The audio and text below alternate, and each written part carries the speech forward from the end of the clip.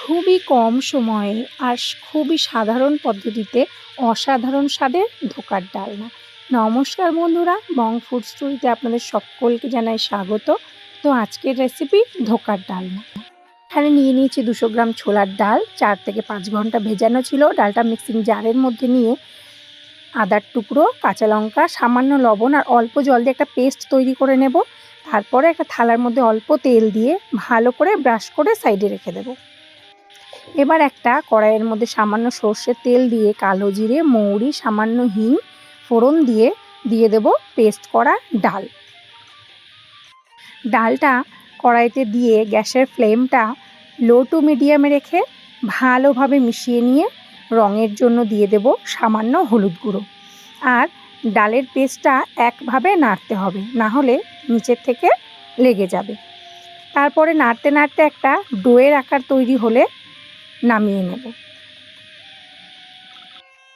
ডোটা খুন্তির সাহায্যে আস্তে আস্তে প্রেস করে থালার সঙ্গে রেখে দেব 10 থেকে 15 মিনিট। ঠান্ডা হলে কোনো ছুরি অথবা খুন্তির সাহায্যে কেটে শেপ দিয়ে নেব।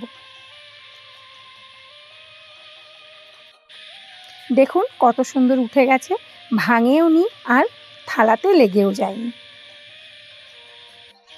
এবারে একটা ফ্রাইং প্যানে সর্ষের তেল গরম করে দিয়ে দেব ধোকার পিসগুলো।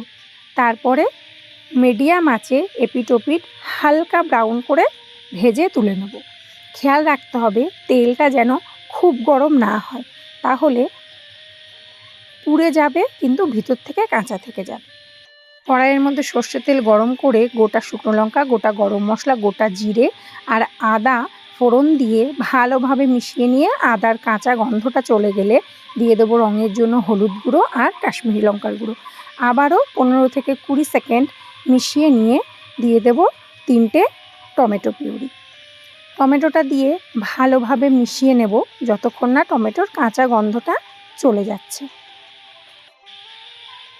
তারপরে দিয়ে দেব জল। জলটা অবশ্যই উষ্ণ গরম জল দিলে খুবই ভালো হয়। তারপরে ঝোলটা ফুটে আসলে দিয়ে দেব ভেজে রাখা ধোকাগুলো। কিছুক্ষণ ফুটিয়ে নিয়ে উপর থেকে গরম মশলা দিয়ে তারপরে আর দিয়ে দিন চেরা কাঁচা লঙ্কা আর সামান্য স্বাদের জন্য মিষ্টি। তাহলে রেডি আমাদের ধোকার ডালনা।